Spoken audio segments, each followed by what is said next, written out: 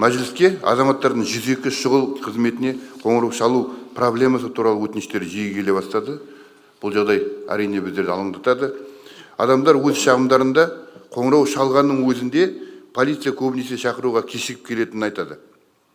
Мұндай тәжірибе әсіресе шалғайдағы елді мекендерде көп кездеседі. Осыған байланысты менің сұрағым, өмірлік маңызды осы байланыс желісінің үздіксіз жұмыс істеуін қамтамасыз етуде қандай қиындықтар бар екенін айтып беріңізші.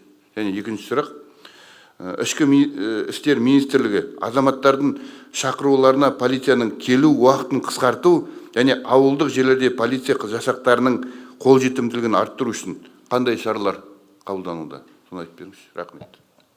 Сұрағыңызға рахмет. Өзекті сұрақтардың бірі, жалпы осы жерден басталып, жаңа қоңырау салғаннан басталып, оны уақытында келу мәселесі, одан кейін оны қалай сапалы жаңа орындап, қылмысты ашса, мен ойлаймын, осы жерде полицияға берілетін бағалардың бірі ғой. Сол себепте біз өзімізді осыған күнделікті назар аударып, қатаң бақылауда ұстаймыз. Жаңа өзім баяндамада айттым, бізде қазір жедел басқару орталықтары жаңағы облыстық орталығында болса, бүгінгі күні оны ауданға дейін түстік. Ауданда енді өздеріңіз білесіздер, кейбіреулер енді бұл масштабирование дейміз ғой. Масштабны жаңағы нормы положенности осыдан бәрі шығады. Жалпы өздеріңіз білесіз, кейбір ауылдар, мысалы үшін, жаңа ауылдың жетекшілері өздері камера қойып сөйтіп шығарып жатқандар бар. Оның бәрі қосылады. Әрине қалалық жерде де, мысалы үшін, жалпы келіп, жаңа арыз түскен соң келіп, оны тез жаңа обслуживать етеді дейміз ғой. Сол вызовты тездет барып, қандай мән-жай болды, не болды ол жерде, қандай сұрақ, қандай қылмыс болды. Соған 5-7 минут, 10 минутқа дейін регламент бар бізде сондай. Көбінесе ол сақталады қалалық жерде.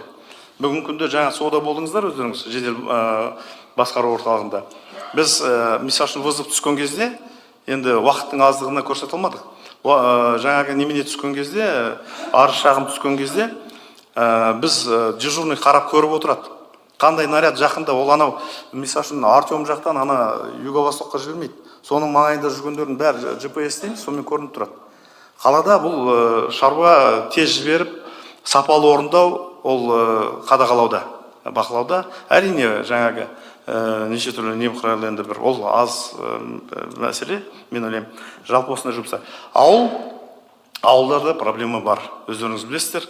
Енді ауданның орталығынан шалғай ауыл болады, мысалы үшін, бәленбай километр жерде. Ол жерде бір, мысалы үшін, жаңа айттым, проблемалардың участковыйдарын. Бір участковый 3-4 ауылды жаңағы қарайды. Енді бұл жерде, бірақ ол келу мәселесі, бірақ жалпы бізде айтамыз, бүгін күнде жаңа айттық, ЕГОВ дейміз, Каспий, банктерде 102-де бар, оны қабылдап, енді тез арада нетеміз. Мен ойлаймын, ертең осы біздің аудандарға, жаңа ауылдарға дейін жетсек, жаңа жедел басқару орталығы, бәрін көріп, камераларын көріп олсақ, бұл жағдай күрделі түрде шешіледі. Бірақ біз жаңа бір сіздің әріптесіңіз жаңа бір депутат сұрақ қойды ғой, жалпы наряд, списание, регистрация деп сол туралы. Жалпы ол осы ғой, қай сала болсын, нашақорлық болсын, жаңа семейный бытовой болсын, қандай әр заң бұзушылықтан осыны біз қадағалап отырамыз. Жалпы осыны дамытамыз, жұмыс істейміз. Рахмет.